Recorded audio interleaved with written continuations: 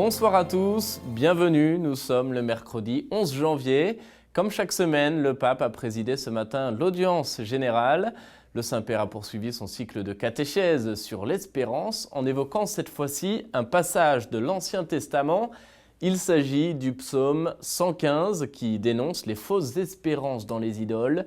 Le pape a ainsi rappelé qu'il faut se méfier des faux prophètes qui diffusent des illusions. On écoute un résumé de sa catéchèse. Frères et sœurs, les Saintes Écritures nous mettent en garde contre les fausses espérances, en dénonçant en particulier les idoles en qui nous sommes tentés de mettre notre confiance. Face aux difficultés de la vie, l'homme fait l'expérience de la fragilité de sa foi et sent le besoin de certitudes diverses, de sécurité et de consolation concrète qui semblent remplir le vide de la solitude et adoucir la peine à croire. Au lieu de favoriser la vie, elles conduisent à la mort.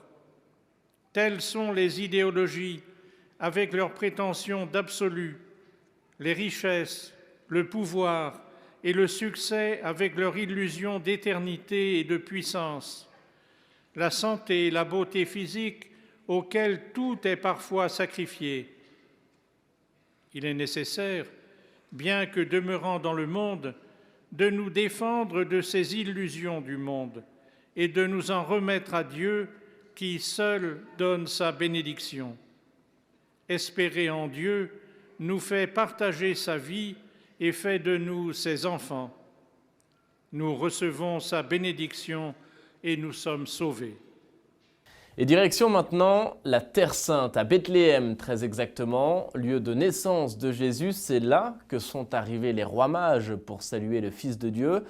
Pour commémorer cet événement, le jour de l'Épiphanie, les fidèles de Bethléem ont célébré cette fête avec la communauté franciscaine. C'était le 6 janvier. Une équipe de la custodie de Terre Sainte était sur place. Regardez. Gaspard, Melchior et Balthazar, les rois mages qui font partie de la crèche, eurent un rôle fondamental dans la naissance de Jésus. Venus de diverses parties du monde, ils reçurent la révélation que cet enfant était le Messie, le Sauveur. Cette manifestation ou épiphanie est célébrée le 6 janvier ou le deuxième dimanche après Noël. À Bethléem, cette fête rassemble la communauté franciscaine et les fidèles locaux dans l'église Sainte-Catherine, attenante à la basilique de la Nativité. L'épiphanie est une très belle fête, car c'est la manifestation de l'enfant Jésus à travers ceux qui réunissent l'humanité entière en une seule famille. Tous les peuples de la terre viennent pour l'adorer. Ils apportent les biens les plus précieux. L'or, comme signe et reconnaissance de sa royauté, l'encens, en reconnaissance de sa divinité, et la myrrhe, en reconnaissance de sa vie offerte pour nous. La veille de l'Épiphanie, le custode de Terre Sainte, le père Francesco Patton, a fait son entrée solennelle dans la ville de Bethléem.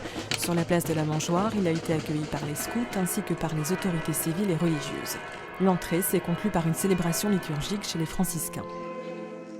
Dans l'après-midi, les premières vêpres ont été chantées dans l'église Sainte-Catherine. Les franciscains et les fidèles se sont ensuite rendus en procession de la paroisse latine jusqu'à la grotte de la Nativité. Sur les notes du Magnificat, le custode a encensé l'étoile, signe de la naissance du Christ, ainsi que le lieu où il fut déposé dans la mangeoire.